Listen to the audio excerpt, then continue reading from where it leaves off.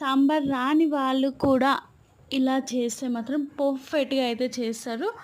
ముందుగా అయితే పప్పు అయితే తీసుకోవాలి. కొంచెం ఒక టీ గ్లాసెస్కి ఒక 3 గ్లాసెస్ వాటర్ అయితే వేసేసి పప్పు అయితే ఉడకడానికి ఒక 3 విజిల్స్ అయితే రావాలి.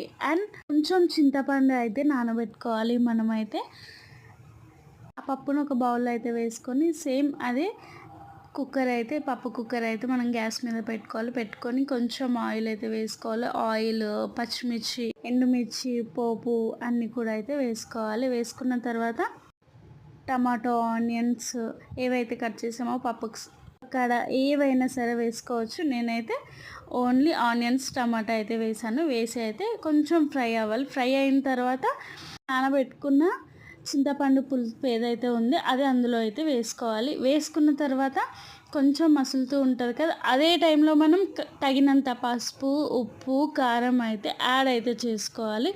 కొంచెం పులుపు అనేది మరిగిన తర్వాత మనం పప్పు అయితే సైడ్కి పెట్టాం కదా, అదే పప్పుని ఇందులో అయితే యాడ్ చేసుకోవాలి. ఒక్క 5 మినిట్స్ అయితే అలానే అయితే కొంచెం మూత అయితే పెట్టేసి పప్పు యాడ్ చేసుకున్న తర్వాత అయితే పెట్టి ఒక 5 మినిట్స్ తర్వాత సాంబార్ పొడి అయితే యాడ్ చేసుకోండి. చాలా అంటే చాలా టేస్టీగా ఉంటుంది మన తెలంగాణ స్టైల్ పప్పు చారు. మీరు కూడా ట్రై చేయండి.